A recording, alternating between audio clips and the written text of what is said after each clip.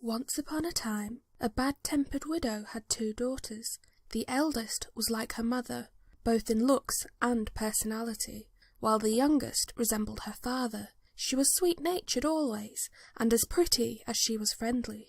The widow doted on the daughter who was so like herself, but had no love for the other, whom she forced to work hard all day, and to live upon the leftovers of her elder sister. Among the other hard jobs, she was obliged to carry water every day from a great distance. One day, when she had just filled her pitcher at the well, an old woman asked to drink from it, glad to show a kindness to one so old and infirm. She held the pitcher, whilst the woman quenched her thirst. Now, this was not a trembling old peasant, as she appeared, but a fairy who rewarded good deeds. "Your face is pretty, and your heart is gentle," said she. "For your kindness to a poor old woman, I will make you a gift. Every time you speak, from your mouth shall come a flower or a jewel." When the girl reached home, her mother scolded her for her long absence.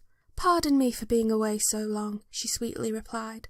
As she spoke, some pearls and diamonds issued from her lips. "What is this I see, child?" asked the astonished widow. The forlorn girl was so happy to be called child by her mother that she eagerly told of her experience with the old woman at the fountain, while, with her words, dropped precious stones and roses. The widow immediately called her favourite daughter to her. "Would you like to have the same gift as your sister?" asked she. "Go to the fountain and fetch water, and if an old woman asks you for a drink, mind you treat her politely." The girl refused to perform the menial task until the widow lost patience and drove her to it. Finally, she took the silver tankard and grudgingly obeyed. No sooner was she at the fountain than from a wood came a lady most beautifully dressed, who asked the snobbish girl for a drink from her pitcher. "I have not come here to serve you," she rudely replied, "but take this pitcher and help yourself for all I care. I would have you know that I'm as good as you."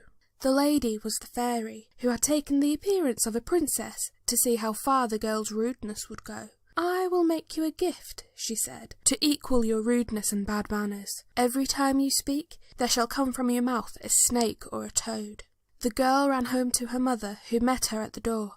"Well, daughter," she said, impatient to hear her speak. When she opened her mouth, to her mother's horror, 2 vipers and 2 toads sprang from it. "This is the fault of your wretched sister," the unhappy mother cried, and chased the poor younger sister out of the house. She fled to the forest to escape the cruel blows. When she was past pursuit, she threw herself upon the green grass and wept bitterly. The king's son, returning from the hunt, found her like this, and asked her the cause of her tears. "My mother has driven me from my home," she told him. She was so pretty that he fell in love with her at once, and asked her to tell him more. She then related to him the whole story, while pearls and diamonds kept falling from her lips. Enchanted, he took her to the king, who gave his consent to their immediate marriage.